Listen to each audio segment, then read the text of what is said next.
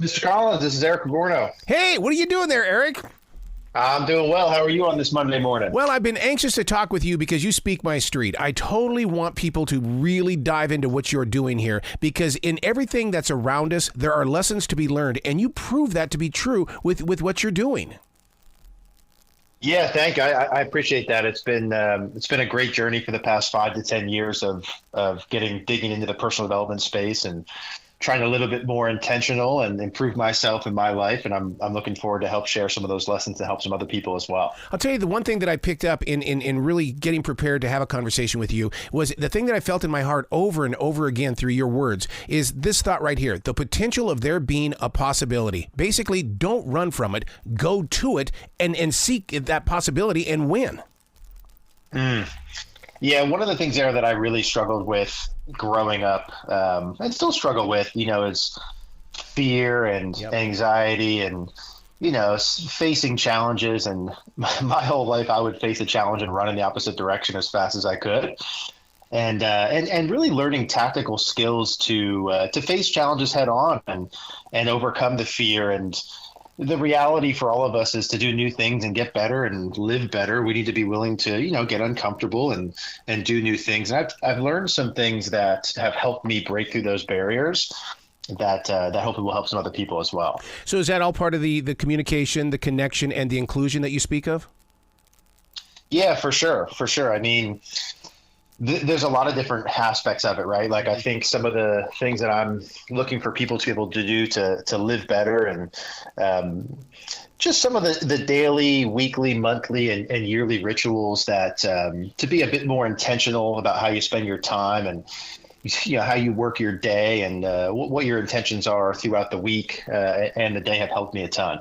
I got to tell you, I'm really in love with that idea of intentions, and I study that profusely. And where I do my intentions is I take what I call a transition walk through this forest in South Charlotte. And the goal of that is to study and to fix my heart on the intentions. And by the time I get back, I'm a stronger soul.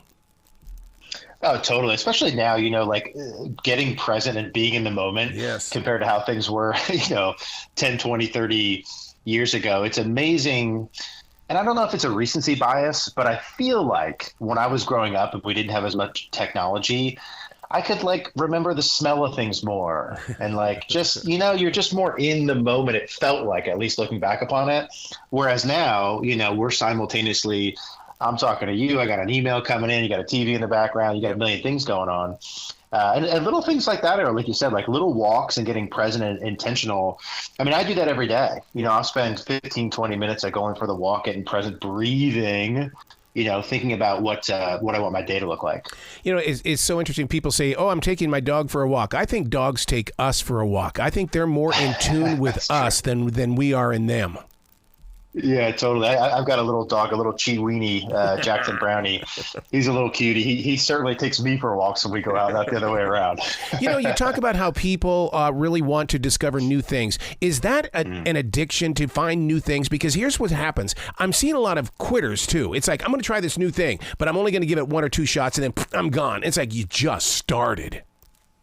Oh, gosh. Yeah, what a good point. Yeah, I think there's a big difference between someone who's a chronic do a new thinger, whatever the word is for that, constantly trying the new thing, you reach a little bit of a roadblock and then you quit. See, I think that person, Arrow, isn't clear on what they actually are looking for, want to do. Yeah, I mean, as an instructor in broadcasting, everybody thinks they're a superstar right now. I don't even know why they even forked out the money. They already think they're a star. But they'll sit there and say, yeah, I'm a podcaster. And I go, how many episodes do you have? I've got maybe 2 or 3. Come talk to me when you have 100. Then you're going to be a podcaster. And it's like people don't want to face their own journey. Oh, totally. Yeah, I think the percentage of people who work through things and don't quit when things get difficult is extremely low. But back to the clarity thing, I think part of the solution for that is being really clear on what your end goal is. Like, for example, when I set goals, 5 years ago, I set a 10-year goal for what we wanted to do with our, we do online golf coaching as well, and what we want to do in the personal development space. And there's a lot of clarity in hey, we're heading north. Now, while we head north, we might take a little side road here. We might pit stop here, but we're always heading north. I think the people, Arrow, who don't know what direction they're heading and are trying a million things at a time, and they don't really have a strong like why behind they want to do it or where they're going in the end, that's typically where you see the people quit. See, I call that the Johnny Appleseed effect, in the meaning that everybody's willing to plant their seeds, but they're not staying there to work the soil. Yeah, so good. So good and so true. And I think part of reality, I'm trying to do a better job in our videos of this, is with social media now and the way it's easy to paint things as beautiful and easy all the time. Mm-hmm. You know, like we post on Instagram and YouTube and stuff, and you post the highlight reel, right? The good stuff.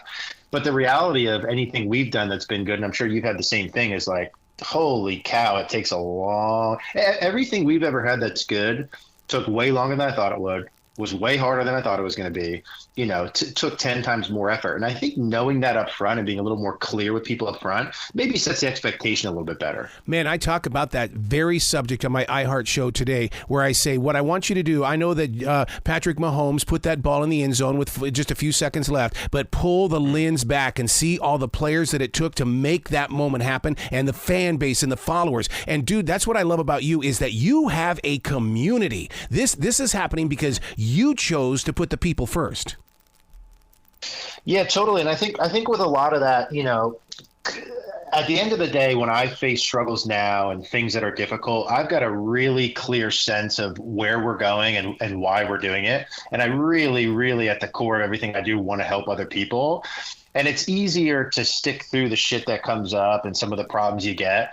I think when your intention is more on helping other people and you get less focus on yourself, a lot of reasons I would quit early, you know, was more based on the perception of, oh, what are people going to think of me when I do this? Or, right, hey, this isn't working. You know, it's like an ego thing versus when you shift the focus on, hey, how can I do this stuff to help as many other people as possible?